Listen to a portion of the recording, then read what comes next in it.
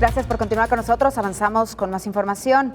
La Unión Europea prepara una quinta ronda de sanciones contra el gobierno de Bielorrusia, mientras que Polonia ha declarado el estado de emergencia ante la oleada de migración irregular de la que Varsovia acusa a Minsk. Polonia declara el estado de emergencia en su frontera con Bielorrusia, mientras en Bruselas la Comisión Europea ha confirmado que está preparando nuevas medidas contra el régimen de Alexander Lukashenko. Un representante de la Comisión ha asegurado a los eurodiputados que están preparando una quinta ronda de sanciones que podría llegar a finales de mes.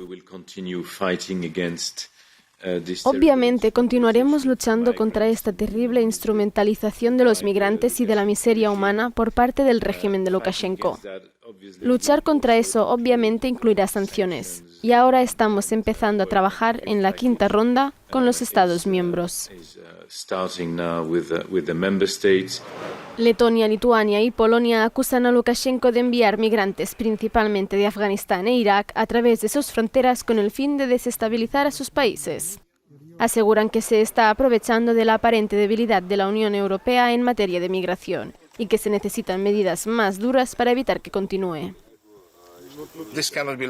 Esto no puede quedar sin una respuesta fuerte y rápida de la Unión Europea, ya que Lukashenko continuará ignorando los compromisos internacionales y continuará utilizando no solo una especie de esquemas híbridos contra la Unión Europea, sino también claramente intentará idear nuevos esquemas y nuevos métodos de desestabilización y nuevos tipos de ataques híbridos.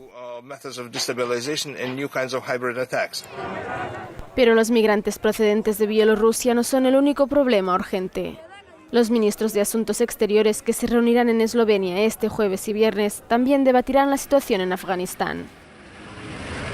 Tras la llegada al poder de los talibanes, se espera un aumento de la llegada de refugiados en los próximos meses. Para abordar este tema, saludamos con muchísimo gusto a nuestro colaborador Carlos Ramírez Powell. Carlos, ¿qué tal? Muy buenos días. Te escuchamos. Adelante, por favor. Muy buenos días, Cecilia, audiencia de Señal Global 44. Me metí a la hemeroteca para revisar cuál era el punto de contención en esta frontera entre Polonia y Bielorrusia, y efectivamente en este momento hay 32 migrantes afganos que están esperando a que Polonia les dé entrada o que puedan regresarse al interior de Bielorrusia. Estos 32 migrantes afganos han estado ahí durante las últimas 3 semanas y son el motivo de este conflicto diplomático entre los países del Báltico y Bielorrusia. Esto también en el contexto de que el 9 de septiembre, el jueves, se reúnen Vladimir Putin con Alexander Lukashenko, para firmar toda una serie de tratados de cooperación económica y militar, en donde ya se está previendo la venta de una flotilla de helicópteros y de aviones de combate a Bielorrusia por parte de Rusia.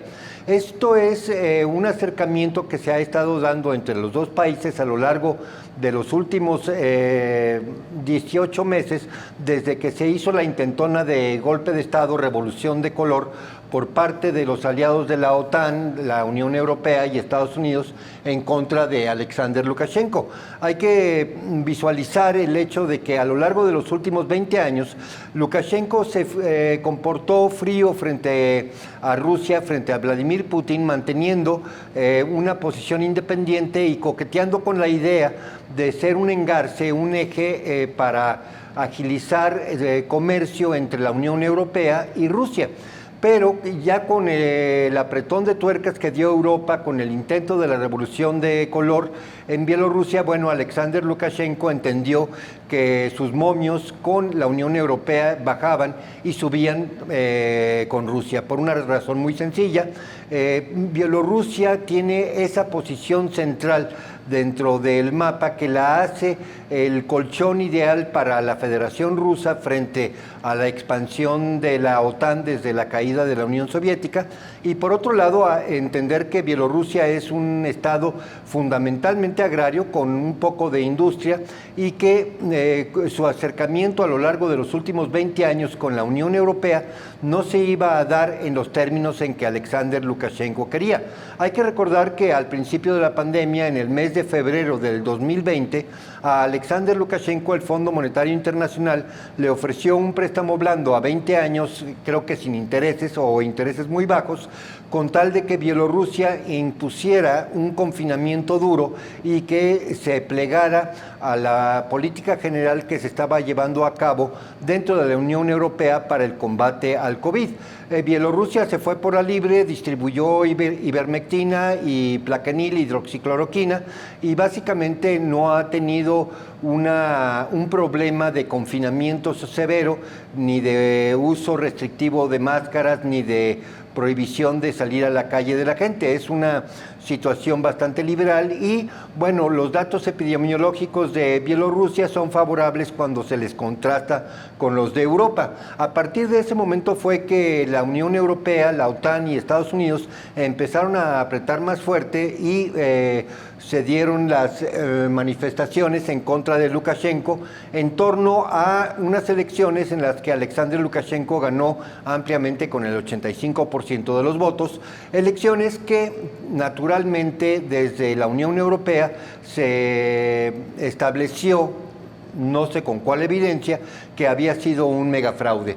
Entonces, con esta perspectiva, lo que está sucediendo en este momento es un reacomodo estratégico en donde Bielorrusia está estrechando ligas con Rusia, precisamente puesto que todos los puentes diplomáticos, comerciales y financieros que había establecido Bielorrusia con Occidente fueron rotos o incendiados por la Unión Europea en cuestión de los últimos 2 años. Una situación lamentable desde el punto de vista del manejo diplomático en Europa Central, pero una conclusión inevitable, ya que todavía hay un ala dura dentro del Parlamento Europeo, liderada por Polonia, en donde cualquier cosa que tenga el sufijo Rusia, en este caso Bielorrusia, pues obviamente provoca una reacción excedente, una reacción fuerte hacia el interior de los mecanismos de gestión política de la Unión Europea. Carlos, ¿qué pasó con esas manifestaciones que veíamos y que los medios de comunicación de Occidente pues hablaban de miles, hasta de millones de personas después de estas elecciones en donde acusaban que pues habían sido fraudulentas? ¿Qué pasó? Porque ya no vemos manifestaciones, se terminaron de un día para otro o todos están encarcelados. Bueno, hay que recordar que toda esta revolución de color se sostiene bajo la política muy establecida de manejarse a través de organizaciones no gubernamentales financiadas precisamente por la Unión Europea o por la Open Society Foundation de George Soros. Entonces, lo que ha pasado a lo largo de los últimos 15 meses es que Alexander Lukashenko ha estado desensamblando y disolviendo todas las organizaciones no gubernamentales fondeadas desde el exterior. Esta es una política que a su vez llevó en su momento Vladimir Putin en Rusia y que, bueno, en este momento ya está quedando Bielorrusia al margen del manejo político de las organizaciones no gubernamentales. Es por eso que no se ve tanta actividad en Minsk, es por eso que básicamente se ha calmado el escenario político en Bielorrusia. Hablemos de las sanciones. Desde el 2020 pues empezaron a imponer tanto la Unión Europea, recientemente escuchamos también por parte de Estados Unidos y Canadá sanciones a Bielorrusia. Durante este año, ¿cómo ha afectado en el tema económico? Y pues hablando que también estamos viviendo la pandemia del coronavirus, pero efectivamente estoy de acuerdo contigo, lo que comentabas, Carlos, pues que poco escuchamos en cuanto al número de contagios y de fallecimientos allá en Bielorrusia. Sí, en Bielorrusia ha sido una situación bajo control. Una vez más, sus números epidemiológicos son bastante mejores que los del conjunto de la Unión Europea, por un lado. Por otro lado, simple y sencillamente la cuestión de las sanciones es la de entorpecer el sistema de pagos SWIFT, de tal manera que Bielorrusia tiene más dificultades para comercializar en el exterior su producto agrícola e industrial. Este tipo de sanciones, ahora vamos en la quinta ronda, se van haciendo cada cada vez más fuertes y por lo tanto, mira, la reacción es inevitable. Bielorrusia se empieza a descansar más en mecanismos de pago bilaterales con Rusia y con China, a los cuales exporta productos agrícolas. Este tipo de sanciones sí tienen un efecto importante en una economía, puesto que brincarte al sistema bancario occidental no es sencillo y resulta en un mayor costo de transacción. Pero bueno, básicamente es la única herramienta con la cual ahora se mueve diplomáticamente, entre comillas, la Unión Europea, más o menos sumándose a la dinámica de los Estados Unidos. Hay que recordar que esto también se da en el contexto de que Alemania logró parar la ofensiva norteamericana en contra del gasoducto norte que corre a través del mar Báltico, y que a final de cuentas estamos viendo lo que yo llamaría un esfuerzo desesperado del ala radical de la Unión Europea por hacer un último esfuerzo para evitar una integración mayor de Rusia, de la Federación Rusa y de Bielorrusia. En cuanto al tema migratorio, Polonia y Lituania, pues bueno, están acusando a Lukashenko de utilizar a los migrantes como una venganza por estas sanciones de la Unión Europea.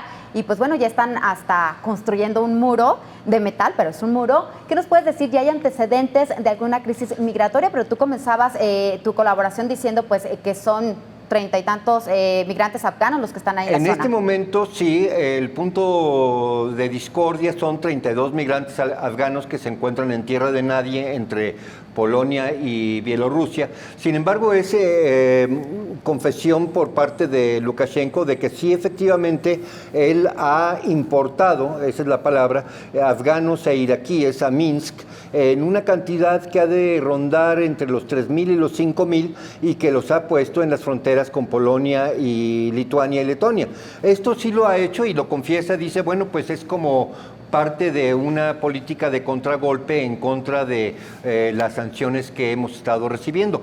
Por otro lado, es exagerado de parte de los diplomáticos polacos decir que 3.000 o 4.000 migrantes afganos puedan resultar en una desestabilización política. Obviamente que estamos hablando aquí de superlativos que no deberían de tener cabida en una búsqueda de entendimiento en Europa Central.